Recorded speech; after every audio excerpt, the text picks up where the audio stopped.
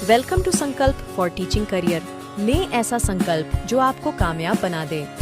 Hello and welcome to another video, जिसमें आज हम शुरू करने जा रहे हैं भारतीय भूगोल का तीसरा अध्याय अपवाह। अपवाह अर्थात नदियाँ, मतलब भारत की नदियों के बारे में इस चैप्टर में हम पढ़ने जा रहे हैं। तो थोड़ा सा कोर्स के बारे में आपको जानकारी दी जाए तो यहाँ हम कर रहे हैं टीचिंग एग्जाम्स की एसएसटी। टीचिंग में चाहे केवीएस हो, एनवीएस हो, डीटी+भी हो, ईएमआरएस हो या अदर जो टीचिंग एग्जाम्स होते हैं उसमें टीजीटी का जो एसएसटी का पोस्ट स्पेसिफिक सिलेबस होता है उसको हम सीरियल वाइज कर रहे हैं। लगभग ये जो केवीएस में है वही एनवीएस में है, वही डीटी+भी में है, और अदर एग्जाम में कुछ टॉपिक को आगे पीछे किया जाता है, लेकिन जो कॉन्सेप्ट है वो तो लगभग भारतीय भूगोल के सेम ही रहते हैं। तो इसीलिए टीचिंग एग्जाम्स को फोकस करते हुए कोर्स बनाया गया है, लेकिन ये एसएससी यूपीएससी जैसे कॉम्पिटिटिव एग्जाम्स के लिए भी यूजफुल है। ऐसा हम इसलिए कह रहे हैं क्योंकि जिन टॉपिक्स को यहाँ कवर किया गया है इनको पहले तो एनसीईआरटी को बेस मान के तैयार किया गया है ताकि एनसीईआरटी से एक लाइन भी ना छूटे, क्योंकि बहुत सारे क्वेश्चंस चाहे कॉम्पिटिटिव एग्जाम हो चाहे टीचिंग एग्जाम हो एनसीईआरटी से क्वेश्चन बहुत आते हैं। तो एनसीईआरटी को बेस मान के उसको कम्प्लीटली कवर किया गया है। उसके साथ कॉन्सेप्ट को और अधिक गहराई देने के लिए पहले तो महेश कुमार बर्णवाल को फॉलो किया गया है, जिन्होंने अच्छे से एनसीईआरटी सार को समझाया गया है और डिटेल में जानकारी दी है। उसके अलावा कुछ एक टॉपिक जो महेश कुमार बर्णवाल में भी उतने अधिक गहराई से नहीं दिए गए, उनको और गहराई देने के लिए जो यूपीएससी लेवल की बुक्स होती है उनको साथ में ऐड किया गया है। इससे हर एक कॉन्सेप्ट बहुत ही अच्छे से डीपली तैयार हो रहा है। और भी ज़्यादा इसको इम्पोर्टेंट बनाने के लिए पिछले 10-15 साल से जितने भी टीचिंग और एसएससी के एग्जाम में जीके के क्वेश्चन आ रहे हैं इन सिलेबस के टॉपिक से, उन सबको भी हर एक चैप्टर के एंड में साथ में जोड़ा गया है। तो इससे एक चैप्टर इतना अच्छे से तैयार होता है कि आपको बहुत कॉन्फिडेंस देगा वो, क्योंकि आपने उसको एनसीईआरटी से भी पढ़ा है, महेश कुमार बर्णवाल से भी फॉलो किया है, उसके अलावा यूपीएससी लेवल की बुक से भी फॉलो किया है, फिर प्रीवियस ईयर के क्वेश्चन भी कर रहे हैं। साथ ही साथ एनसीईआरटी के साइड में जो बॉक्स और डायग्राम्स मैप वगैरह दिए होते हैं वहाँ से भी क्वेश्चन पुटअप होते हैं, तो उन सबको भी इसमें शामिल किया गया है। तो एक चैप्टर को आप इतनी सारी जगह से जब कवर करते हो तो आपकी नॉलेज संपूर्ण हो जाती है और वहाँ से आपके क्वेश्चंस छूटने के कोई चांसेस होते ही नहीं। तो ये इतना कॉन्फिडेंस देगा कि आप आराम से एसएसटी में 100 में से 90+ मार्क्स लाने की क्षमता रखते होंगे। तो अच्छे मार्क्स लाने के लिए इस वीडियो कोर्स से जुड़े रहें। इस वीडियो का प्रीवियस वीडियो और नेक्स्ट वीडियो या इस वीडियो सीरीज का पहला वीडियो, सबका लिंक आपको इस वीडियो के डिस्क्रिप्शन में मिल जाएगा। इन सभी नोट्स के पीडीएफ का लिंक भी आपको इसके डिस्क्रिप्शन में टेलीग्राम चैनल का लिंक मिलेगा, वहाँ से ज्वाइन करके मिल जाएगा। उसके अलावा जो हमारे अदर सीरीज़ हैं वीडियो की, या फिर हमारा offline coaching classes south Delhi में चलती है, उन सब के कॉन्टैक्ट्स भी आपको डिस्क्रिप्शन में मिल जाएंगे। ये हुई बात इस कोर्स के बारे में। अब बिना देरी के स्टार्ट करते हैं आज का चैप्टर। चैप्टर को शुरू करने से पहले जो नॉर्मली हमारा तरीका होता है कि लास्ट वीडियो में आपने क्या सीखा उसको थोड़ा जांच ले हम, तो उसमें से मैं हर बार 3 क्वेश्चंस पूछता हूँ। अभी आपकी स्क्रीन पर मैं 3 क्वेश्चन देने वाला हूँ, उनका आंसर आप कमेंट बॉक्स में कमेंट करके बताएं। आज का पहला क्वेश्चन है, भारत का एकमात्र सक्रिय ज्वालामुखी कौन सा है? तो लास्ट चैप्टर को ढंग से समझा होगा आपने, तो आराम से आप इसका आंसर दे सकते हैं। कमेंट बॉक्स में आंसर इसका कमेंट करके बताएं। दूसरा क्वेश्चन है, गोवा से मंगलोर में स्थित पश्चिमी तटीय पट्टी को क्या कहते हैं? तो पश्चिमी तटीय पट्टी ध्यान रखें, इसको भी हमने 3 हिस्सों में बांटा था। एक पट्टी पूछी गई आपसे गोवा और मंगलोर के बीच में, उसका नाम क्या है? आंसर करें कमेंट बॉक्स में। और तीसरा क्वेश्चन है, पूर्वी घाट का सर्वोच्च शिखर कौन सा है? तो पूर्वी घाट में जो पर्वत चोटियां हैं उनमें सबसे ऊंची पर्वत चोटी कौन सी है? उसका आंसर भी आप कमेंट बॉक्स में कमेंट करके बताएं। स्टार्ट करते हैं आज का टॉपिक, अपोहा। जैसा कि पहले ही बताया मैंने, अपोहा मतलब नदियाँ, तो भारतीय नदियों के बारे में पढ़ने वाले हैं इस चैप्टर में हम, जिसमें पहला टॉपिक है नदी के अंग। मतलब कोई भी एक नदी जो होती है तो उसके प्रमुख अंग कौन कौन से होते हैं, क्योंकि वहाँ से क्वेश्चन बन के आ जाता है। तो हमेशा की तरह पहले हम एक टॉपिक को कहानी की तरह डायग्राम में समझेंगे, फिर उसके पॉइंट्स को पढ़ेंगे तो सब कहानी से जुड़े हुए लगेंगे और आसानी से याद भी हो जाते हैं। तो जैसा कि नदी और उसके अंग, इनका एक चित्र आपके सामने दिया गया है, जिसमें पहला टॉपिक है नदी स्रोत। मतलब जहाँ से नदी स्टार्ट होती है उसे नदी स्रोत, नदी का उद्गम केंद्र कहते हैं। फिर उसके बाद ये नदी की जो मुख्य धारा है इसको मुख्य नदी कहते हैं। और अन्य जो दूसरी धाराएं इसमें आके मिल जाती हैं उनको इसकी सहायक नदियां कहते हैं। फिर ये पर्वतीय क्षेत्रों में कई बार सहायक नदियां पहाड़ों से एकदम ऐसे गिरने लग जाती है नीचे, तो ऐसी आकृति को जलप्रपात या झरना कहते हैं। फिर ये नदी जब मैदानी क्षेत्रों में आती है तो ऐसे एस आकार की आकृति में घूमने लगती है, तो ये जो एस आकार की आकृति का घुमाव है ऐसे विसर्प कहते हैं। और फिर एक नदी और उसके आसपास का जो क्षेत्र हमेशा बाढ़ संभावना में रहता है कि कभी भी नदी का जलस्तर एकदम से बढ़ जाए तो आसपास के क्षेत्र में बाढ़ आ जाती है, तो ऐसे बाढ़ संभावित क्षेत्र को बाढ़ मैदान कहते हैं।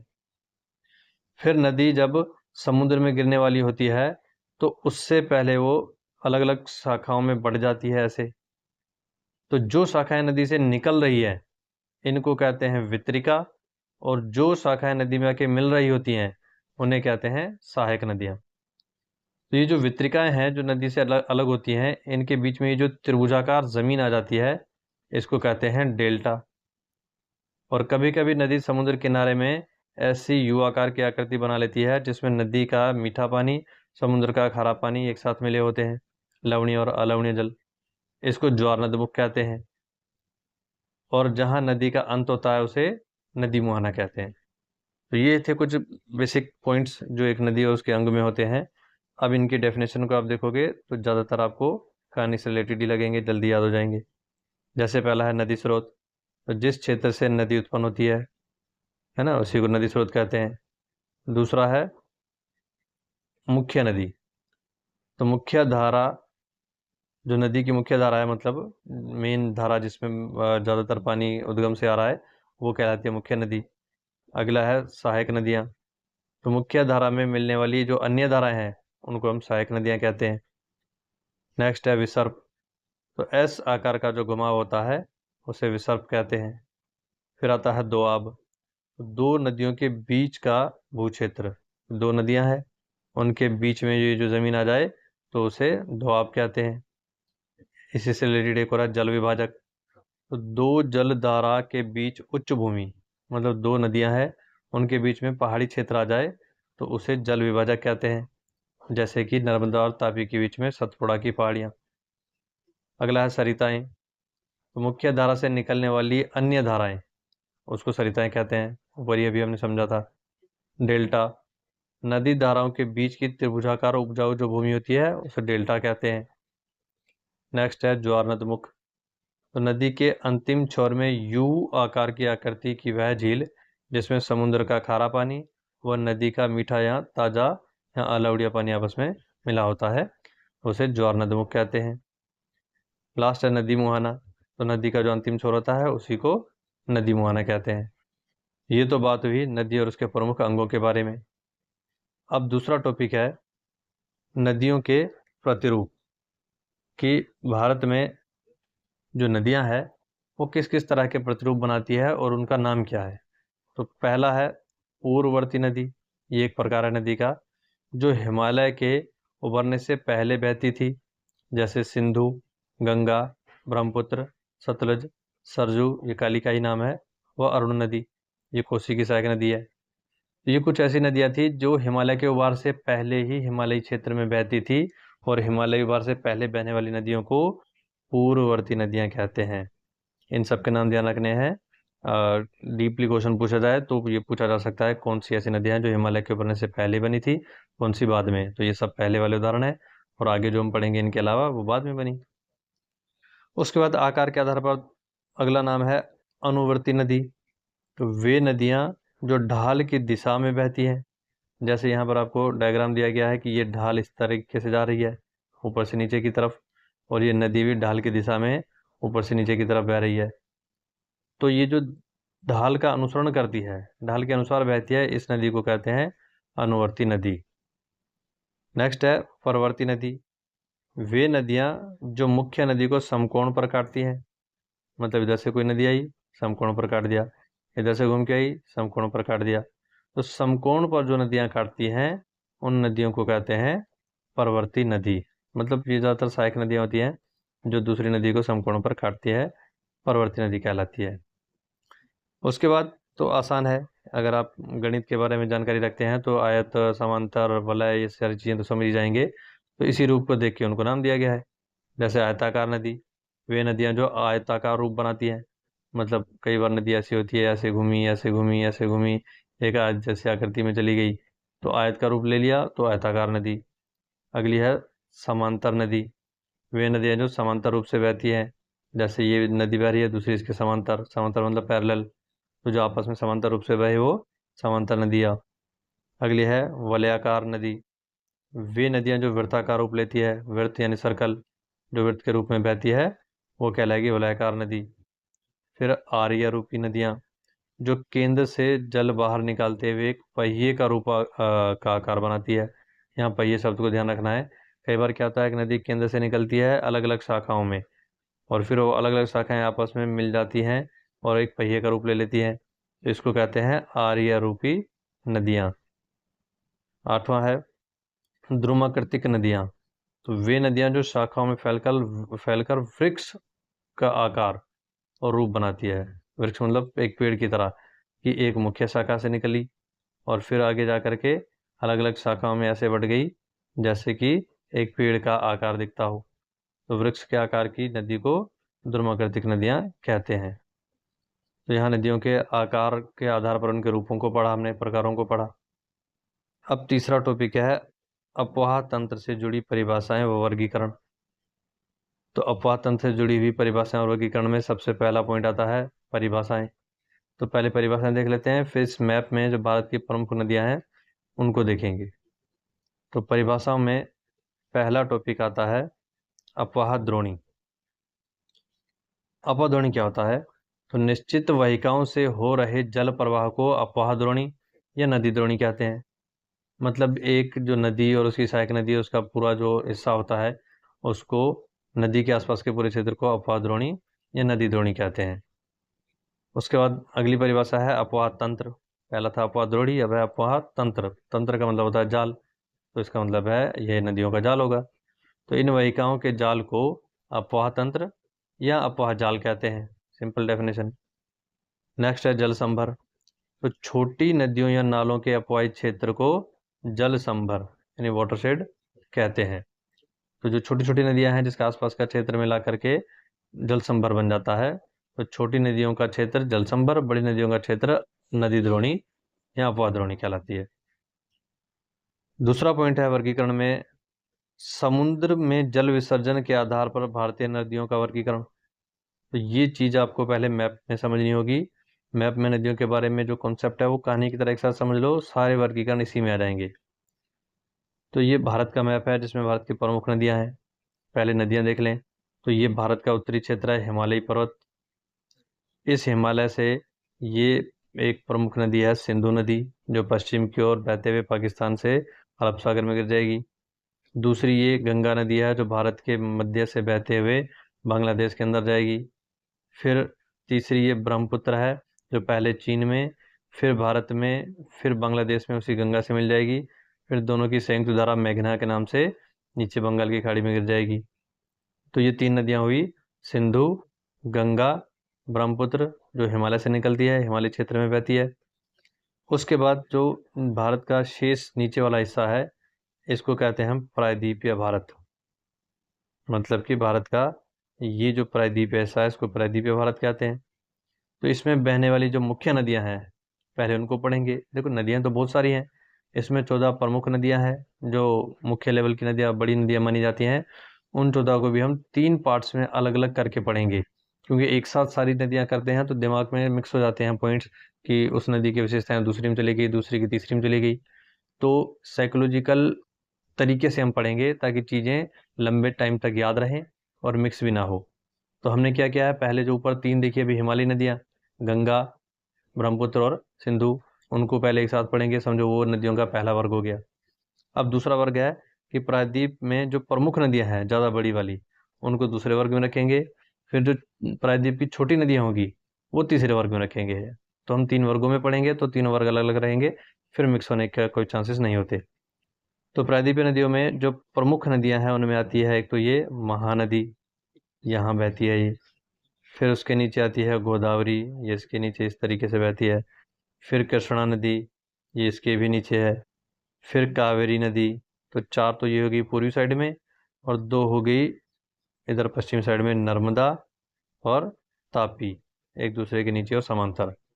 तो ये हो गया नदियों का दूसरा वाला वर्ग। तीसरे वर्ग में हम प्रायद्वीप की जो छोटी नदियां हैं अब उनको देखेंगे। जैसे कि पश्चिम क्षेत्र से स्टार्ट करें तो ये एक नदी है माही नदी, जो कि इस साइड में गुजरात से और आसपास के राज्यों में बहती है। फिर ये साबरमती, ये भी गुजरात से शुरू होती है और आसपास के राज्यों में बहती है। और ये बराक नदी जो इस दिशा में बहती है। फिर ब्राह्मणी नदी और पेन्नार नदी। तो ये हो गया तीसरा वर्ग। अब स्क्रीनशॉट ले सकते हैं। पहले वर्ग का हमने अलग पढ़ा था, सिंधु गंगा ब्रह्मपुत्र। दूसरे में महानदी गोदावरी कृष्णा कावेरी नर्मदा तापी। और तीसरा वर्ग ये आपके सामने है माही साबरमती बराक ब्राह्मणी और पेन्नार नदी। अब इनको एक एक करके एक्सप्लेन करेंगे, लेकिन तीनों वर्गों में इनको आप अलग अलग ध्यान में रखोगे तो फिर कोई पॉइंट किसी में मिक्स नहीं होगा। साथ के साथ इसमें ये नदियां कहाँ पर किस दिशा में और बंगाल की खाड़ी अरब सागर कहाँ जल गिराती है वो थोड़ा चीज़ समझ लो तो वर्गीकरण आसान होगा। अब इसको हम पहले तो दो हिस्सों में बांट सकते हैं सारी नदियों को, कि एक तो हिमालय क्षेत्र में बहने वाली नदियाँ, दूसरा प्रायद्वीपीय क्षेत्र में बहने वाली नदियाँ। तो जो हमें हिमालय में दिख रही है जैसे सिंधु गंगा ब्रह्मपुत्र वो हिमालय हो जाएगी, और ये जितनी भी आपको प्रायद्वीप भारत में दिख रही है सब प्रायद्वीपीय नदी हो जाएगी। ये हो जाएगा पहला वर्गीकरण। दूसरा वर्गीकरण हम ये देख सकते हैं कि यह है अरब सागर और यह है बंगाल की खाड़ी, यह है पश्चिम दिशा और यह है पूर्व दिशा। तो अरब सागर में बहने वाली नदियाँ या पश्चिम की ओर बहने वाली नदियाँ ये एक कैटेगरी बनेगी। बंगाल की खाड़ी में गिरने वाली नदियाँ या पूर्व की ओर बहने वाली नदियाँ ये दूसरी कैटेगरी बनेगी। तो इस तरीके से वर्गीकरण आगे किया गया है। आपको यहाँ चित्र में सारी चीज़ें समझ में आ गई। अब वहाँ से पॉइंट्स पढ़ने हैं। देखते हैं पहला वर्गीकरण कौन सा है। समुद्र में जल विसर्जन के आधार पर भारतीय नदियों का वर्गीकरण, जिसमें पहला है अरब सागरीय अपवाह तंत्र। इसको क्या कह सकते हैं दूसरे जरूर तौर पर दिशा के आधार में पश्चिम की ओर बहने वाली नदियां। तो ये कुल भारतीय नदियों का 23% हिस्सा है, तथा पश्चिम की ओर बहने वाली नदियों में सिंधु, नर्मदा, तापी, साबरमती, माही, पेरियार और भारतपुजा नदियां शामिल है। तो अभी हमने देखा था भारत के मैप में ये जो पश्चिम है ये है, यहीं पर अरब सागर है। इस दिशा में जो नदियां बहती हैं वो कितना परसेंट हिस्सा है पूरे भारत की नदियों का? 23%। पहला क्वेश्चन ये बन गया। दूसरा, कौन कौन सी नदियां हैं? तो सिंधु देखी, नर्मदा देखी, तापी देखी। सिंधु ऊपर से हिमालय से आएगी, फिर नर्मदा तापी यहीं पर आएंगी दोनों समांतर रूप में। फिर यहीं गुजरात में है साबरमती, उसी के साथ में है माही, और इधर केरल में है पेरियार और भारतपुजा नदियाँ। तो ये सब पश्चिम की ओर बहने वाली नदियाँ हैं। परसेंट भी ध्यान रखना है 23। अगला है बंगाल की खाड़ी अपवाह तंत्र, यह पूर्व की ओर बहने वाली नदियाँ। मतलब इस बार हम जो भारत का मैप है उसमें ये जो पूरी साइड है बंगाल की खाड़ी, इधर कौन कौन सी नदियाँ गिरती है उनको देखेंगे और कितने परसेंट है वो भी। तो ये कुल भारतीय नदियों का 77% हिस्सा है। मतलब 23% पश्चिम में था तो 77% पूर्व में गिरता है जल। और पूर्व की ओर बहने वाली नदियों में गंगा, ब्रह्मपुत्र, महानदी, गोदावरी, कृष्णा, कावेरी, ब्राह्मणी व पेन्नार नदियाँ शामिल हैं। मतलब इस साइड में जो नदियां हैं वो ऊपर हमने मैप में देखी सब पूर्व की ओर बहती हैं। आगे बढ़ते हैं। अगला वर्गीकरण तीसरा है जल क्षेत्र के आधार पर भारतीय नदियों का वर्गीकरण। मतलब कितना जल है उसमें, साइज कितना है नदियों का, छोटा या बड़ा, उस हिसाब से इसको 3 हिस्सों में बांटा गया है। पहले तीनों नाम लिख लो। मुख्य नदी द्रोणी, दूसरा है मध्य नदी द्रोणी, और तीसरा है लघु नदी द्रोणी। सिंपल है डेफिनेशन, जिनका अपवाह क्षेत्र 20,000 वर्ग किलोमीटर से अधिक हो वो मुख्य नदी द्रोणी बन जाएगी। ऐसी 14 नदियां हैं जो ऊपर हमने मैप में देखी, वही सारी हैं, नाम आप पढ़ लेना। मध्य नदी द्रोणी ये 2000 से 20,000 वर्ग किलोमीटर के बीच का क्षेत्र है। इस क्षेत्र पर ध्यान देना कि पहले 20,000 से ज़्यादा, फिर 20 से कम आए 2000 तक, आगे जाएंगे 2000 से भी कम। तो 2000 वर्ग किलोमीटर से कम क्षेत्र वाली लघु नदी द्रोणियाँ, ऐसी भारत में अनेक नदियाँ हैं। 2 से 20,000 के बीच वाली मध्य नदी द्रोणियाँ, ऐसी लगभग 44 नदियाँ हैं। 20,000 से भी ज़्यादा क्षेत्र वाली मुख्य नदी द्रोणियाँ कहलाती हैं, और ऐसी भारत में टोटल 14 नदियाँ हैं।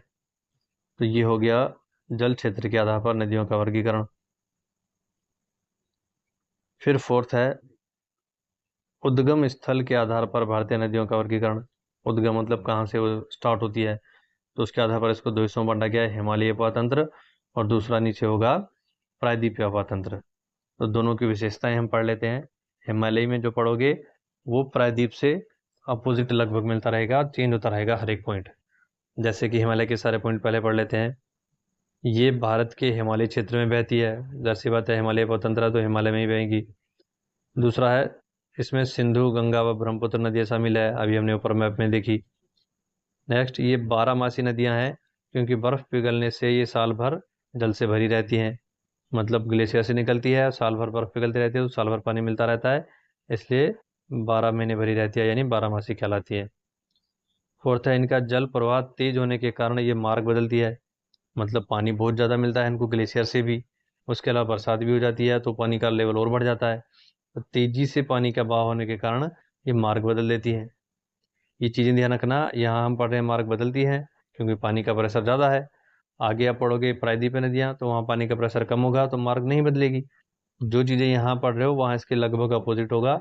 तो एग्जाम में यही क्वेश्चन पूछा जाता है, किस क्षेत्र की नदियाँ मार्ग बदलती हैं या और किसकी नहीं। तो ये चीज़ आपको ध्यान रखनी है कि हिमालय क्षेत्र में पानी का प्रेशर ज़्यादा होने के कारण नदियाँ मार्ग बदलती रहती हैं। फिर इसका 5वां पॉइंट देखते हैं। इनका अपवाह क्षेत्र प्रायद्वीपीय नदियों से बड़ा होता है। मतलब पानी का प्रेशर ज़्यादा है, ज़्यादा पानी है तो जाहिर सी बात है अपवाह क्षेत्र भी ज़्यादा होगा। और वहाँ आप देखोगे कि इसका उल्टा यानी क्षेत्रफल कम होगा। अब देख लेते हैं प्रायद्वीपीय अफवाह तंत्र के 5 पॉइंट। इसमें पहला, ये भारत के प्रायद्वीपीय क्षेत्र में बहती हैं, जाहिर सी बात है उसी क्षेत्र की नदियाँ हैं। दूसरा, इसमें महानदी, गोदावरी, कृष्णा, कावेरी, नर्मदा और तापी नदियाँ शामिल है। ये ऊपर अभी हमने मैप में देखा, प्रायद्वीप में बहती हैं। ये मौसमी नदियाँ हैं, ध्यान रखना। हिमालय नदियों को कहा गया था बारहमासी, इनको कहा गया मौसमी। वो 12 महीने भरी रहती है इसलिए बारहमासी। ये मौसम के अनुसार बरसात में भरती है इसलिए मौसमी नदियाँ कहलाती हैं। इनका जल प्रवाह धीमा होने के कारण ये निश्चित मार्ग में चलती है। उनका जल प्रवाह तेज था इसलिए मार्ग बदलती है, ये धीमा प्रवाह होने के कारण सीधे चलती है अपने मार्ग में। इनका अपवाह क्षेत्र हिमालय नदियों से छोटा होता है, उनमें जल ज़्यादा होता है इसलिए अपवाह क्षेत्र ज़्यादा बड़ा होता है, इनमें जल कम होता है तो इसलिए अपवाह क्षेत्र भी कम होता है। तो ये हो गया हिमालय और प्रायद्वीपीय नदियों में अंतर। अब हम करते हैं एक एक नदी को डीपली स्टडी। तो सबसे पहली नदी है हमारी सिंधु नदी तंत्र। बहुत अच्छे समझना है, यहाँ से जनरल नॉलेज के लिए भी अच्छी बातें हैं और क्वेश्चन तो बहुत बनेंगे ही बनेंगे। तो सिंधु नदी के बारे में सारी जानकारी पहले डायग्राम में समझ लेते हैं, फिर सारे पॉइंट तो अपने आप आसान हो ही जाएंगे। तो ये भारत के मैप में सिंधु नदी है। भारत से बाहर ये जो हिस्सा है चीन तिब्बत का, यहाँ से ये नदी स्टार्ट होती है। बोखरचू हिमनद है उस जगह का नाम जहाँ से ये स्टार्ट होती है। मानसरोवर झील के निकट कैलाश पर्वत, तिब्बत चीन से। फिर यहाँ चीन में इसको सिंगी खम्बान या शेरमुख कहा जाता है नदी का नाम। फिर यहाँ से पश्चिम उत्तर की तरफ बहती हुई हमारे भारत में एंटर करेगी, कश्मीर में। फिर यहाँ लद्दाख में जास्कर और लद्दाख, ध्यान रहे श्रेणियाँ हैं काराकोरम, लद्दाख, जास्कर। इनमें से ये नदी बहती है लद्दाख और जास्कर के बीच में। तो ये भी क्वेश्चन आता है किसके बीच में से होकर निकलती है। तो लद्दाख और जास्कर के बीच में से निकल के गिलगित में एक दर्शनीय गार्ज, जिसे कहते हैं बुंजी गार्ज, मतलब कि गहरी खाई, बुंजी गार्ज बनाते हुए फिर दर्दिस्तान से होते हुए पाकिस्तान के अंदर एंटर करेगी। फिर वहाँ से दक्षिण की ओर बहते हुए ये अन्य सहायक नदियों को अपने आप में समाहित करके कराची के पूर्व से अरब सागर में गिर जाती है। तो ये हुई सिंधु नदी की जो सीधी सीधी विशेषताएं हैं। इसके अलावा इसमें इसके बाएं ओर से, अब नदियों का दाएं बाएं कैसे पहचानते हैं वो डाउट भी समझ लो। देखो नदी का जो प्रवाह हो रहा है, प्रवाह की दिशा देखो, नदी इस तरीके से बह रही है इस दिशा में, तो जिस दिशा में नदी का प्रवाह होता है आदमी का मुंह भी उसी साइड कर लिया जाए तो फिर आदमी का जो दायां हाथ होगा वो दाईं दिशा और बायां हाथ होगा बाईं दिशा कहलाएगा। ठीक है, तो नदी के प्रवाह की दिशा में मुंह करके फिर दायां बायां डिसाइड किया जाता है। तो इस हिसाब से इस सिंधु नदी के बाएं ओर से बहने वाली जो इसकी सहायक नदियां हैं उनमें आती है झेलम, चेनाब, रावी, व्यास और सतलुज नदियाँ। और बाएं ओर से आती है इसमें श्योक नदी, गिलगित नदी, काबुल नदी, खुर्रम नदी और गोमल नदी। बाएं की जो 5 नदियां हैं इनमें से अन्य चारों सहायक नदियाँ मिलती हैं इस चेनाब में। फिर चेनाब मिल जाती है मिथनकोट पंचनद जगह पाकिस्तान में सिंधु से, और अंत में अरब सागर में गिर जाती है। बाकी इसकी लंबाई के कुछ पॉइंट होंगे और इन्हीं कहानी ये जो कहानी की विशेषता हमने देखी इनसे जुड़े हुए सारे पॉइंट्स हैं। अब एक एक पॉइंट कवर करते हैं, क्योंकि हर एक पॉइंट में कई क्वेश्चन बनते हैं। साथ के साथ आपको ध्यान रखना है, स्मार्ट स्टडी करनी है कि हर पॉइंट में क्या जानकारी ले रहे हो, क्या चीज़ क्वेश्चन बन के आ सकती है। तो पहला पॉइंट है, सिंधु नदी की कुल लंबाई 2880 किलोमीटर व भारत में इसकी लंबाई 709 किलोमीटर है। तो इसमें आपके दो क्वेश्चन बने, टोटल लंबाई कितनी है 2828, और दूसरा बनती है कि भारत में इसकी लंबाई कितनी है, तो वो है 709। दूसरा पॉइंट है, सिंधु नदी का उद्गम बोखरचू हिमनद मानसरोवर झील कैलाश पर्वत तिब्बत चीन से होता है। ध्यान रखना है, कई चीज़ें पूछी जा सकती है, ज़्यादातर तो मेन हिमनद पूछा जाता है, तो कौन सा है, बोखरचू। दूसरा, ये कौन सी जगह से स्टार्ट होती है, तो तिब्बत चीन से, जहाँ इसे सिंगी खम्बान यानी शेरमुखी लायंस माउथ कहते हैं। मतलब चीन में सिंधु नदी को किस नाम से जाना जाता है, ये क्वेश्चन बन सकता है। तो आंसर रहेगा सिंगी खम्बान या शेरमुखी। फिर आगे बढ़ते हैं। फिर यह उत्तर पश्चिम दिशा में लद्दाख व जास्कर श्रेणियों के बीच से गुजरती हुई गिलगित कश्मीर में एक दर्शनीय गार्ज बुंजी गार्ज का निर्माण करती है। उसके बाद यह दर्दिस्तान प्रदेश से पाकिस्तान में प्रवेश करती है। फिर दक्षिण की ओर बहती हुई मिथनकोट में पंचनद का जल प्राप्त करती हुई अंत में कराची के पूर्व से अरब सागर में मिल जाती है। तो यहाँ क्या क्या क्वेश्चन बन सकते हैं कि जब कश्मीर में एंटर करती है तो कौन सी दो श्रेणियों के बीच में से गुजरती है, लद्दाख और जास्कर। कौन सी गार्ज का निर्माण करती है, बुंजी गार्ज करती है। कौन से क्षेत्र से पाकिस्तान के अंदर एंटर करती है, दर्दिस्तान से। फिर कहाँ पर ये अन्य सारी नदियों को सहायक नदियों को सिंधु में मिलाती है, मिथनकोट पंचनद पाकिस्तान में। और फिर कराची की कौन सी दिशा से अरब सागर में गिरती है, पूर्व दिशा में। नेक्स्ट तीसरा पॉइंट है, सिंधु नदी के बाएं यानी पूर्वी छोर पर इसकी 5 प्रमुख सहायक नदियां झेलम, चेनाब, रावी, व्यास और सतलुज है। और दाएं यानी पश्चिमी छोर पर अन्य सहायक नदियों में श्योक, गिलगित, काबुल व गोमल नदियां शामिल है। सब हमने ऊपर मैप में देखी, दाएं बाएं के हिसाब से ध्यान रखना है। फिर ये जो बाएं साइड से हैं झेलम, चेनाब वगैरह, इनसे भी क्वेश्चन बहुत बनते हैं, तो यहाँ इनको भी एक एक करके हमें थोड़ा डीपली स्टडी करना पड़ेगा। जैसे कि है पहली झेलम नदी, इसका दूसरा नाम है वितस्ता। ये वेरीनाग झील कश्मीर से निकलकर वूलर झील श्रीनगर से होती हुई झांग पाकिस्तान में चिनाब से मिल जाती है। इसकी एक सहायक नदी कृष्णगंगा है। तो पहले इन चीज़ों को पढ़ लिया, अब इनको एक बार मैप में देख लोगे तो सारी चीज़ें यहीं याद हो जाएंगी और क्वेश्चंस भी निकाल लोगे आप। तो ये तो होगी मेन सिंधु नदी। इसकी सहायक नदी है ये पहली झेलम, जो यहाँ से आई यहाँ तक बस। तो इसका उद्गम कहाँ से हुआ, वेरीनाग कश्मीर से। फिर ये किस में मिल गई, चेनाब में। और इसकी एक सहायक नदी होती है कृष्णगंगा। बस यही इसके 2-3 क्वेश्चन बनते हैं। अगली नदी है चेनाब। तो चेनाब को भी अभी चित्र में हम देख लेते हैं एक बार, फिर इससे रिलेटेड पॉइंट्स पढ़ लेंगे बस। तो यहाँ पर ये चेनाब का मैप है। स्टार्ट कहाँ से होती है ये, बारालाचा दर्रा हिमाचल प्रदेश से। उसके बाद आगे जब बढ़ती है तो अन्य चारों सहायक नदियाँ देखो, झेलम भी इसमें आके मिल रही है, रावी भी इसमें आके मिल रही है, व्यास और सतलुज दोनों आपस में मिलके बाद में इसी चेनाब में मिल रही है। तो ये भी क्वेश्चन बनता है कि 5 सहायक नदियों में से कौन सी ऐसी नदी है जो अन्य सहायक नदियों को अपने आप में समाहित कर लेती है, तो वो है चेनाब। और सिंधु की इन 5 सहायक नदियों में सबसे लंबी सहायक नदी भी यही चेनाब है। तो ये सब जानकारी रही देखिए हमने चेनाब के बारे में। अब पॉइंट पढ़ लेते हैं बस, देखते हैं क्या क्या क्वेश्चन बनते हैं। चेनाब का दूसरा नाम है आस्किनी। ये बारालाचा दर्रा हिमाचल प्रदेश से निकलती है, जहाँ इसे चंद्रभागा कहते हैं।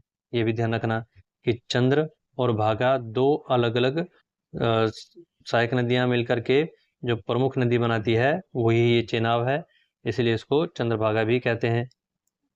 फिर लाहौर से होती हुई अन्य 4 सहायक नदियों झेलम, रावी, व्यास, सतलुज को अपने में समाहित करके पंचनद मीठानकोट पाकिस्तान में सिंधु में मिल जाती है। 5 नदियाँ मिलती हैं तो इसको पंचनद कहते हैं। पाकिस्तान की एक जगह है मीठानकोट, वहाँ जाके ये सिंधु से मिल जाती है। और यह सिंधु की सबसे लंबी सहायक नदी है। इसी चेनाब नदी पर कश्मीर में सलाल बांध बना है। तो ये भी क्वेश्चन है कि सलाल बांध किस नदी पर है? चेनाब नदी पर। ठीक है, तो इस तरीके से हमने चीज़ों को पहले मैप में समझा और क्या क्या क्वेश्चन बनते हैं उनको देखा। नेक्स्ट नदी है रावी नदी, पहले पढ़ लेते हैं फिर मैप में देख लेंगे इनको भी दोनों को। रावी का दूसरा नाम है इरावती नदी। ये रोहतांग दर्रा हिमाचल प्रदेश से निकलकर पीर पंजाल व धौलाधर श्रेणियों के मध्य से होती हुई पाकिस्तान में चिनाब में मिल जाती है। तो इसको देख लेते हैं रावी को मैप में।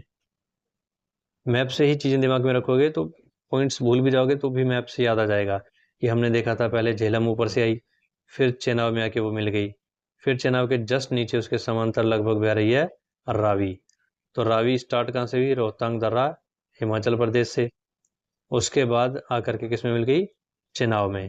और दूसरा नाम क्या है? इरावती। बस इसमें इतने ही क्वेश्चन बनते हैं, ज़्यादा कुछ बना नहीं।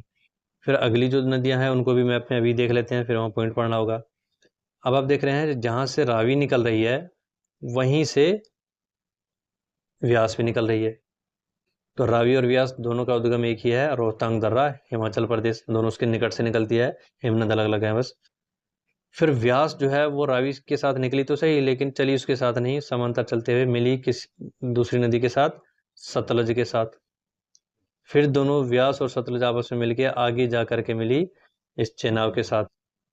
और ये चेनाब और ये सारी पांचों नदियां मिल जाएं तो इसको पंचनद कहते हैं। फिर ये पाकिस्तान की एक जगह है मीथानकोट, जहाँ ये पांचों सिंधु से मिल जाती है। और सतलज स्टार्ट हुई राकस्ताल झील, मानसरोवर, कैलाश पर्वत, तिब्बत, चीन के पास से। तो यहाँ ये हमने व्यास सतलुज के मैप को देखा। अब व्यास और सतलुज के पॉइंट्स को देख लेते हैं। बात तो करते हैं व्यास की। तो व्यास का दूसरा नाम है विपाशा नदी। ये रोहतांग दर्रा हिमाचल प्रदेश से निकलकर कुल्लू, मनाली व कांगड़ा घाटी से बहती हुई हरिके पंजाब में सतलुज से मिल जाती है। तो ध्यान रखना है, ये भी शहर पूछ जाते हैं, कुल्लू से होते हुए कौन सी नदी गुजरती है, मनाली से या कांगड़ा घाटी से? तो ये सब व्यास नदी के किनारे हैं। फिर पंजाब की हरिके जगह पर ये सतलुज नदी से मिल जाती है। ये अगला क्वेश्चन बनता है। जहाँ से इंदिरा नहर को राजस्थान की तरफ निकाला गया है, इसको निकाला कर लेना है। इस नहर का उद्घाटन 31 मार्च 1958 व नामांकन 2 नवंबर 1984 को हुआ। तो ये फिर नहर से रिलेटेड कुछ जानकारी एक्स्ट्रा दी गई है। क्वेश्चन पूछा जाता है कि नहर का उद्घाटन कब हुआ था? तो 1958 में 31 मार्च को, और नामांकन 1984 में 2 नवंबर को। आगे बढ़ते हैं, सतलुज से क्या क्या क्वेश्चन बनते हैं वो देख लेते हैं एक बार। सतलुज नदी का दूसरा नाम है शतुर्दी। ये राकसताल, मानसरोवर झील, कैलाश पर्वत श्रेणी, तिब्बत, चीन से निकलती है, जो ऊपर देखा हमने, जहाँ इसे लांगचेन खंबाब कहते हैं। तो चीन में इनके नाम क्या है वो भी ध्यान रखना है, जैसे कि सिंधु को चीन में शेरमुखी या सिंगी खम्मन कहा गया था, यहाँ पर सतलुज को लांगचेन खंबाब कहते हैं। आगे पढ़ोगे ब्रह्मपुत्र को सांगपो कहा जाएगा। तो चीन में इन नदियों के नाम क्या है वो भी क्वेश्चन बनते हैं। फिर भारत में प्रवेश करने से पहले सतलज लगभग 400 किलोमीटर सिंधु के समांतर बहती हुई हिमाचल प्रदेश से भारत में प्रवेश करती है। ये भी क्वेश्चन बनता है कि तिब्बत से कौन सी दो नदियां हैं या कौन सी अन्य नदी सिंधु के समांतर बहती है? तो वह है सतलज। और पहले हिमाचल प्रदेश में भाखड़ा बांध, गुरु गोविंद सागर मानव निर्मित झील बनाकर, मतलब ये ध्यान रखना ज़्यादातर बच्चे भाखड़ा नागल बांध एक ही समझते हैं, लेकिन असलियत यह है कि जब ये सतलुज नदी हिमाचल प्रदेश में एंटर करती है तो आगे जाके एक बांध बनाएगी जिसका नाम होगा सिर्फ भाखड़ा बांध। उससे जो झील बनेगी उसका नाम है गोविंद सागर झील, ये एक मानव निर्मित झील है। फिर इससे 13 किलोमीटर दूर पंजाब में नांगल बांध बनाकर, मतलब कि हिमाचल प्रदेश में है भाखड़ा और पंजाब में है नांगल, तो अलग अलग दो बांध है, बीच में है 13 किलोमीटर की दूरी। तो पंजाब में नांगल बांध बनाएगी, फिर उसके आगे हरिके पंजाब में व्यास को अपने में समाहित करते हुए पाकिस्तान में चेनाब से मिल जाएगी। तो इस तरीके से आपको नदी के मार्ग में कहाँ पर क्या क्या बना रही है वो सब चीज़ें ध्यान रखनी है। तो यहाँ सिंधु नदी और उसकी सारी सहायक नदियों को हमने डीपली पढ़ा। टॉपिक थोड़ा लंबा है, लेकिन ध्यान रहे कि अगर आप ये सोच के बोर होंगे कि कितनी सारी पढ़ाई कर रहे हैं, इतना लंबा वीडियो जा रहा है, तो वो चीज़ आपको बोर लगेगी। अगर आप इसको पॉजिटिव वे में लेंगे कि हम एक ही वीडियो में कितनी सारी जानकारी ले रहे हैं, नदियों के प्रकार, नदियों के अंग, गंगा नदी, ब्रह्मपुत्र नदी, उनकी सहायक नदियाँ, उन सबसे जुड़े हुए क्वेश्चन। तो फिर इस चीज़ को पॉजिटिव वे में लो ना कि आपने कितने 200-300 से भी ज़्यादा क्वेश्चन तैयार कर लिए एक ही कहानी की तरह। एक बार इनको समझोगे, नोट्स को खुद चाहे लिखोगे या डायरेक्ट वहीं से स्टडी करोगे, फिर अपने आप को इसको चेक करो कि हमने सिंधु के बारे में कितना पढ़ा, क्या-क्या आता है मुझे, कौन सी नदियाँ हैं, उनकी क्या विशेषताएँ हैं, किन पहाड़ों से गुजरती है। तो सोचो नॉलेज कितनी बढ़ेगी। तो वो नॉलेज की लालसा में पढ़ो कि इतनी ज़्यादा नॉलेज होनी चाहिए कि एग्ज़ाम में हमें जो लास्ट कैटेगरी में आता है ना सिलेक्टेड स्टूडेंट्स, उनके आसपास नहीं आना है, टॉपर की स्थिति में आना है, ताकि कोई रिस्क रहे ही ना। और टॉपर वही बनते हैं जिनको हर एक कॉन्सेप्ट की ज़्यादा से ज़्यादा नॉलेज हो। तो यहाँ ये सोचना है कि आप ज़्यादा से ज़्यादा नॉलेज ले रहे हैं। फिर भी किसी को बहुत ज़्यादा थकावट, बोरिंग फील हो, तो कुछ समय वीडियो को पॉज करके आधे वीडियो या जितना क्षमता है उतना कवर कर लें।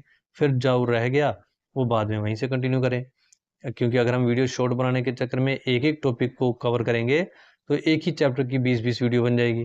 वो भी बोर लगेगा कि हर एक चैप्टर के लिए इतनी वीडियो देखनी पड़ रही है। तो इसलिए हमें कहानी को समाहित करके मिला करके पढ़ना है, ताकि ज़्यादा से ज़्यादा चीज़ों को एक ही कहानी में हम समझें। और ऐसे ही अपने माइंड को आप ट्रेन कीजिए।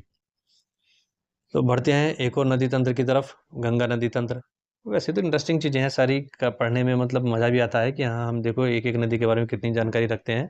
तो कॉन्फिडेंस भी इसी से तो आएगा कि कहीं से भी आ जाए क्वेश्चन, देख लेंगे। आइए देखते हैं गंगा नदी को। तो गंगा नदी तंत्र पहले समझ लेते हैं अच्छे से मैप में, तो बाकी तो कहानी बच्चों का खेल हो जाएगा। देखिए गंगा नदी कहाँ है, तो ये भारत का मैप है। ऊपर ये कश्मीर से लेकर के इस तरीके से ये भारत का उत्तरी इलाका है, फिर ये बांग्लादेश है, और इसी में यहाँ उत्तराखंड से होके भारत के बीचों बीच से बहते हुए बांग्लादेश में जाएगी ये गंगा नदी। ऊपर से इसमें ब्रह्मपुत्र पहले चीन, फिर भारत से होकर के ये भी बांग्लादेश में आएगी, और गंगा और ब्रह्मपुत्र आपस में मिल जाएंगी। फिर मेघना के नाम से ये बंगाल की खाड़ी में गिर जाएगी। ये तो हो गया सीधा रूट।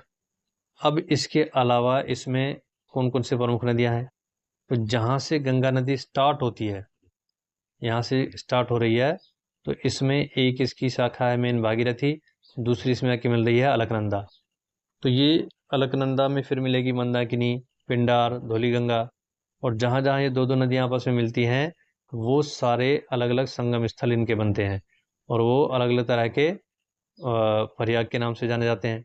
तो वो चीज़ अलग से यहाँ ऊपर समझाई गई है। पहले इसको ध्यान से समझ लेते हैं कि नदी के स्टार्टिंग में क्या देखने को मिलता है हमें। तो ये है गंगा, जिसका स्टार्टिंग नाम है भागीरथी।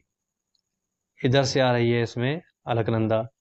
दोनों गंगा और अलकनंदा जहाँ मिलती है उस जगह का नाम है देवप्रयाग। फिर अलकनंदा में ऊपर से उत्तरी दिशा से मंदाकिनी आके मिलती है, जहाँ ये मंदाकिनी मिलती है उसे कहते हैं रुद्रप्रयाग। फिर दक्षिण से पिंडार नदी अलकनंदा मिलती है, और जहाँ मिलती है उसे कहते हैं कर्णप्रयाग। फिर दक्षिण से धौलीगंगा भी आके इस अलकनंदा में मिलती है, इसे कहते हैं विष्णुप्रयाग। इनमें से मंदाकिनी नदी के किनारे बसा है केदारनाथ, और अलकनंदा में बद्रीनाथ। ये दो प्रसिद्ध धाम भी आपको ध्यान रखने हैं। तो ये तो हो गया नदी का स्टार्टिंग पॉइंट। फिर इसके बाद हम देखेंगे कि जब यहाँ से गंगा देवप्रयाग से आगे हरिद्वार तक आती है, तो हरिद्वार से ऊपर तक गंगा पर्वतीय क्षेत्रों में बहती है। हरिद्वार के बाद मैदानी क्षेत्रों में बहना स्टार्ट होती है। फिर ये मैदानी क्षेत्रों में आप देखोगे तो इसकी बाईं साइड से जो सारी सहायक नदियाँ, उनमें पहली होगी अलकनंदा, दूसरी है रामगंगा, तीसरी है गोमती, चौथी है घाघरा, फिर गंडक, फिर कोसी। और दूसरी दिशा से देखें अगर हम इसके दाईं साइड से या दक्षिण से, तो यहाँ इसकी दो ही प्रमुख सहायक नदियाँ हैं। एक है यमुना, जो इसकी सबसे लंबी सहायक नदी है, दूसरी है सोन। बाकी जो है वो फिर इनकी अन्य सहायक नदियाँ हैं, जैसे यमुना की सहायक नदी है चंबल, बेतवा और केन। सोन की सहायक नदी मिलेगी रिहंद। और फिर गंगा से पश्चिम बंगाल की एक अलग वितरिका निकल जाएगी हुगली। फिर हुगली की सहायक नदी मिलेगी दामोदर। तो इस तरीके से ये सारी गंगा नदी और उसके आसपास की नदियों का जाल है, जिसको अब एक एक करके हम पढ़ेंगे, और इसके अंदर क्या क्या क्वेश्चंस बनते हैं उनको भी देखेंगे। देखो नॉर्मली एक क्वेश्चन तो ज़्यादातर बनता है इनमें कि ये जो जितनी सहायक नदियाँ हैं इनका उद्गम कहाँ होता है और गंगा से कहाँ मिलती है। तो ये दो क्वेश्चन तो सब में बनेंगे। उसके अलावा एक्स्ट्रा क्या विशेषता ये रखते हैं वो भी साथ में ध्यान रखेंगे, ताकि वो क्वेश्चन भी पूरा कवर होता रहे। तो देखते हैं गंगा नदी की पहली विशेषता। गंगा भारत की राष्ट्रीय व सबसे लंबी नदी है। इसकी कुल लंबाई भारत व बांग्लादेश में 2525 किलोमीटर है। मतलब टोटल लंबाई पहले भारत में बहती है फिर बांग्लादेश में, तो वो है 2525 किलोमीटर। वो भारत में इसकी लंबाई 2071 किलोमीटर है, तो सिर्फ भारत का हिस्सा भी ध्यान रखना है। फिर भारत के कौन कौन से राज्यों में बहती है वो नाम भी ध्यान रखना है, और हर एक राज्य में कितनी लंबाई है वो भी याद रखना है, जो आगे दे रखा है। जो उत्तराखंड में 310 किलोमीटर, यूपी में 1140 किलोमीटर, बिहार में 455 किलोमीटर और पश्चिम बंगाल में 166 किलोमीटर है। तो इसके अलावा इसकी जो एक वितरिका है हुगली, वो 354 किलोमीटर लंबी है। और भारत में इसका कुल अपवाह क्षेत्र 8.6 लाख वर्ग किलोमीटर है। तो ये नदी की लंबाई और अपवाह क्षेत्र के बारे में सारी चीज़ें A to Z याद रखनी है, कहीं से भी क्वेश्चन बन सकता है, माइंड को स्मार्ट रखना है, आलसी नहीं रखना है। बढ़ते हैं दूसरे पॉइंट की तरफ, देखते हैं यहाँ क्या क्या क्वेश्चन बनते हैं। अभी वो पूरी कहानी मिलेगी हमें, कहाँ से निकलती है, क्या क्या नदियाँ इसमें आके मिलती हैं। दूसरा है गंगा नदी का उद्गम गोमुख पर्वत गंगोत्री हिमनद उत्तरकाशी जिला उत्तराखंड से होता है। अब देख रहे हो एक ही उद्गम में कितनी सारी चीज़ें आ गई है। कौन से पर्वत से होता है, गोमुख पर्वत से। हिमनद कौन सा है, गंगोत्री। जिला कौन सा है, उत्तरकाशी। राज्य कौन सा है, उत्तराखंड, भारत से होती है। जहाँ इसे भागीरथी कहा जाता है, तो गंगा का शुरुआती नाम क्या है, भागीरथी। फिर देवप्रयाग में अलकनंदा से मिलने के बाद इसका नाम गंगा पड़ता है। तो गंगा का नाम गंगा कब पड़ता है, देवप्रयाग में अलकनंदा के मिलने के बाद। फिर आगे बढ़ते हैं। यह नदी हरिद्वार के बाद मैदानों में बहते हुए बुलंदशहर यूपी में नरोरा बांध बनाती है। फिर आगे जा कर के ये टिहरी बांध भी बनाएगी। और फरक्का पश्चिम बंगाल में दो वितरिकाओं में बढ़ जाती है। एक हुगली जो पश्चिम बंगाल के दक्षिण में कोलकाता के निकट यानी पूर्व से गुजरती हुई बंगाल की खाड़ी में मिल जाती है। और इसकी दूसरी व मुख्य वितरिका पद्मा के नाम से बांग्लादेश के चारखंडी क्षेत्र में जाकर जमुना अर्थात ब्रह्मपुत्र में मिल जाती है। तो चीज़ों को ध्यान समझना कि ये मान लेते हैं बांग्लादेश है, तो गंगा जब बांग्लादेश में एंटर करेगी तो उससे पहले दो हिस्सों में बढ़ जाती है। एक हिस्सा हुगली के नाम से भारत के पश्चिम बंगाल में कलकत्ता के पूर्व से चला जाएगा बंगाल की खाड़ी में। दूसरी जो मेन शाखा बांग्लादेश के अंदर एंटर करती है, तो गंगा जब बांग्लादेश में जाती है तब इसका नाम है पद्मा। इसके सामने से आती है ब्रह्मपुत्र, तो ब्रह्मपुत्र जब इसके अंदर आती है तो उसका नाम है जमुना। तो मतलब गंगा को ही बांग्लादेश में पद्मा कहते हैं, ब्रह्मपुत्र को ही बांग्लादेश में जमुना कहते हैं। तो इसको हम ये भी कह सकते हैं कि पद्मा और जमुना मिल रही हैं, और ये भी कह सकते हैं गंगा और ब्रह्मपुत्र मिल रही है, या गंगा और जमुना मिल रही है, या पद्मा और ब्रह्मपुत्र मिल रही है। तो ऐसे कंफ्यूज करके क्वेश्चन आते हैं, तो आपको ध्यान रखना है पद्मा यानी गंगा, जमुना यानी ब्रह्मपुत्र। फिर जब दोनों मिल जाती है तो बनती है ये मेघना। आगे यही लिखा होगा कि पद्मा गंगा और जमुना ब्रह्मपुत्र की संयुक्त धारा मेघना के नाम से दक्षिण में विश्व का सबसे बड़ा डेल्टा सुंदरवन बनाते हुए बंगाल की खाड़ी में मिल जाती है। इस डेल्टा का 76% भाग बांग्लादेश और 34% भाग भारत में है। ये भी क्वेश्चन बनता है कि सुंदरवन डेल्टा दुनिया का सबसे बड़ा डेल्टा है, सबसे तेजी से बढ़ने वाला डेल्टा है, लेकिन इसका 66% भाग बांग्लादेश के पास है और मात्र 34% भाग भारत में है, पश्चिम बंगाल में। इसका नाम यानी सुंदरवन डेल्टा का नाम वहाँ पाए जाने वाले सुंदरी पेड़ से लिया गया है। यहाँ रॉयल बंगाल टाइगर भी पाए जाते हैं। तो दो क्वेश्चन ये भी बनते हैं कि सुंदरवन कैसे पड़ा, सुंदरी पेड़ के आधार पर। बंगाल टाइगर कहाँ पाए जाते हैं, सुंदरवन डेल्टा में। तीसरा पॉइंट, गंगा नदी के बाएं छोर से इसकी सहायक नदियों में अलकनंदा, रामगंगा, गोमती, घाघरा, गंडक व कोसी शामिल है। तो वहीं दाएं छोर से इसमें यमुना व सोन नदियाँ शामिल है। ये ऊपर हमने मैप में देखा। अब इनको एक एक करके कवर करते हैं, जिनमें सबसे पहले आती है अलकनंदा। तो अलकनंदा नदी भागीरथी यानी गंगा में देवप्रयाग में मिलती है। तो अभी हमने देखा ऊपर भागीरथी और अलकनंदा ये दोनों आएंगी, दोनों जहाँ मिलती है वो स्थान कहलाता है देवप्रयाग। और इसी अलकनंदा के किनारे बद्रीनाथ धाम है। अलकनंदा जहाँ से स्टार्ट होती है ऊपर उसमें बद्रीनाथ है, और मंदाकिनी में हम देखेंगे केदारनाथ। अलकनंदा में मंदाकिनी नदी उत्तर से आकर रुद्रप्रयाग में मिलती है, और इसी मंदाकिनी के किनारे केदारनाथ धाम है। मतलब भागीरथी के बाद ऊपर से आएगी मंदाकिनी, वो भी इसमें मिलेगी। जहाँ ये मिलती है वो जगह है रुद्रप्रयाग, और इसी मंदाकिनी के ऊपर है तटीय क्षेत्र में केदारनाथ धाम।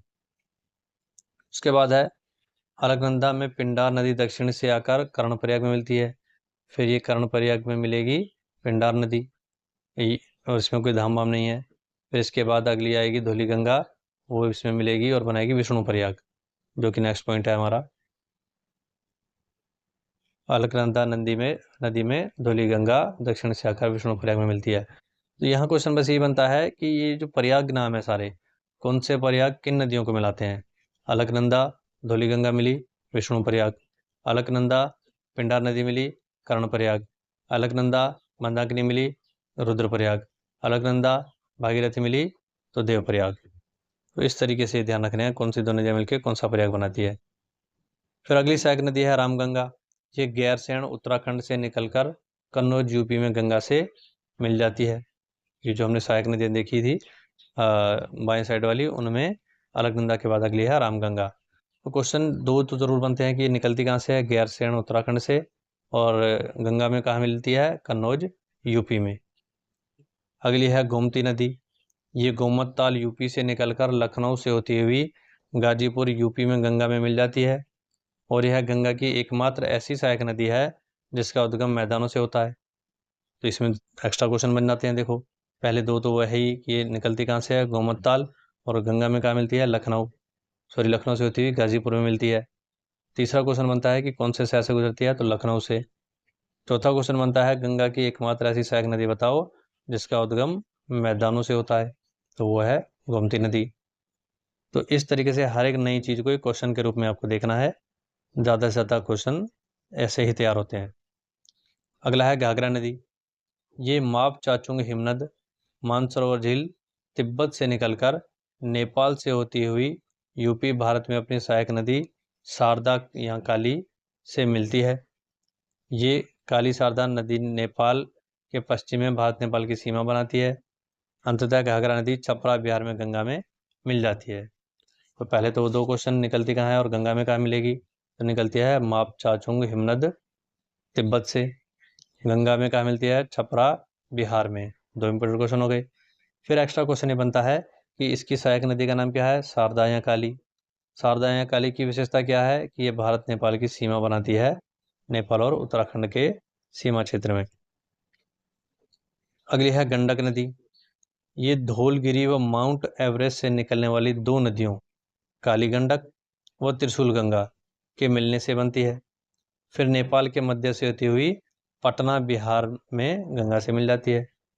तो ध्यान रखना है कि स्टार्ट कहाँ से हुई, दो पर्वतों से, धौलगिरी से निकली काली गंडक, माउंट एवरेस्ट से निकली त्रिशूल गंगा, दोनों के मिलने से बनी गंडक नदी। फिर ये गंगा से कहाँ मिली, पटना बिहार में। बढ़ते हैं नेक्स्ट कोसी नदी की तरफ।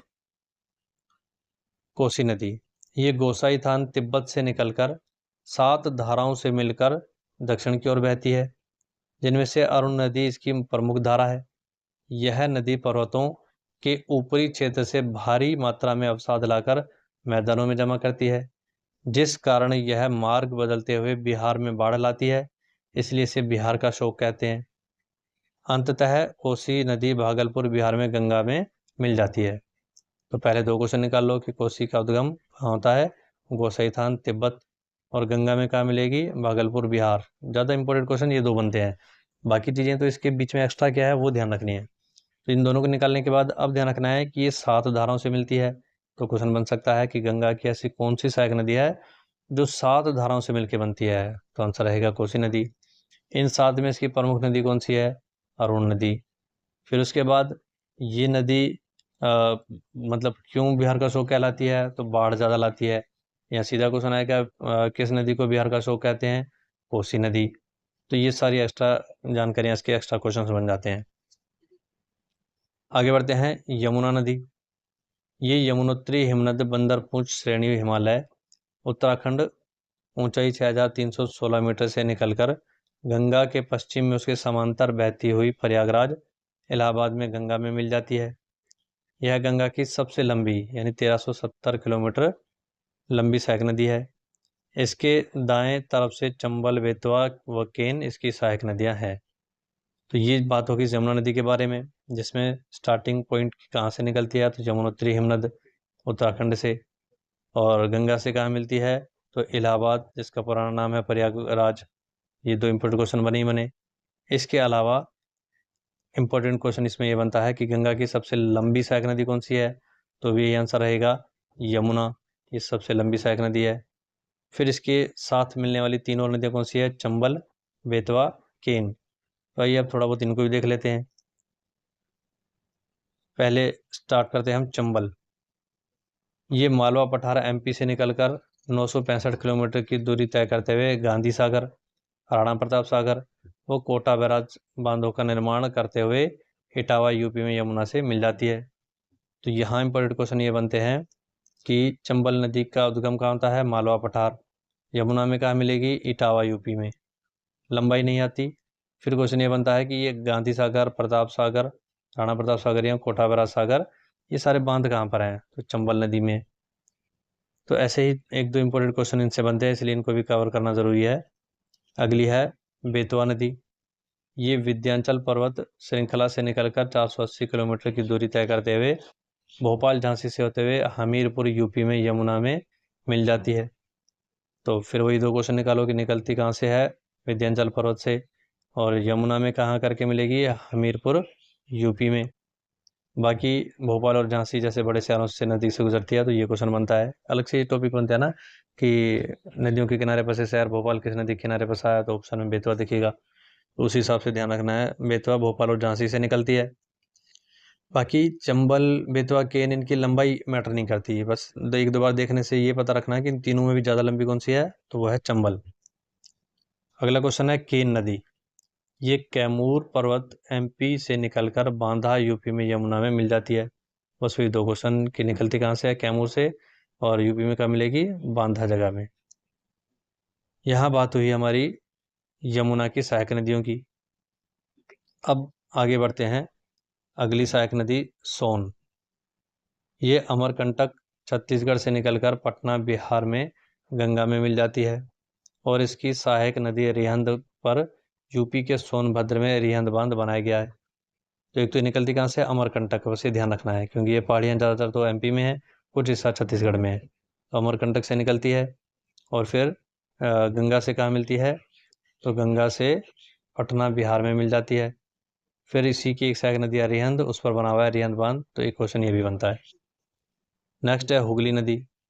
यह गंगा की एक वितरिका है, मतलब गंगा से अलग होने वाली एक शाखा, जो फरक्का पश्चिम बंगाल से गंगा की मुख्य धारा पद्मा से अलग होकर पश्चिम बंगाल के दक्षिण में कोलकाता के पूर्व सुंदरवन डेल्टा बनाती हुई बंगाल की खाड़ी में गिरती है। इसकी सहायक नदी दामोदर नदी है। तो हुगली नदी कहाँ से गंगा से अलग होती है, पहला क्वेश्चन, फरक्का पश्चिम बंगाल से। उसके बाद कोलकाता के कौन सी दिशा से, मतलब बहती तो दक्षिण में है, जहाँ की इसके कोलकाता मिलेगा। कोलकाता की कौन सी साइड से गुजरती है, पूर्वी साइड से, और कहाँ गिरेगी, बंगाल की खाड़ी में सुंदरवन डेल्टा बना के। फिर इसमें एक और नदी मिलती है, वो है दामोदर। फिर दामोदर का भी एक पॉइंट है, इसे बंगाल का शोक कहते हैं, और ये भारत की सर्वाधिक प्रदूषित नदी है। तो दामोदर जो कि हुगली की सहायक नदी है, वो बंगाल का शोक कहलाती है, क्योंकि वहाँ पर बाढ़ लाती है, और सबसे प्रदूषित नदी भी है। तो आज के इस वीडियो पार्ट में हम यहीं तक करेंगे, गंगा नदी की संपूर्ण जानकारी तक। इसके बाद जो नदियाँ बच गई, इसको हम सेकंड पार्ट में करेंगे। उसका लिंक भी आपको इसी डिस्क्रिप्शन में मिल जाएगा, फिर इस वीडियो का लिंक भी डिस्क्रिप्शन में मिल जाएगा। तो उम्मीद करता हूँ ये वीडियो आपको अच्छे से समझ में आया होगा। इतनी सारी जानकारी लाइफ में आपको काम आएगी। अगर वीडियो आपके लिए यूज़फुल रहा हो तो वीडियो को लाइक, शेयर और सब्सक्राइब करें, और ज़्यादा से ज़्यादा लोगों तक इसको शेयर करें, ताकि हमें मोटिवेशन मिलता रहे, और आपके लिए ऐसे ही हम नई वीडियोस लाते रहें। इसी रिक्वेस्ट के साथ आज की वीडियो समाप्त करते हैं। Thank you.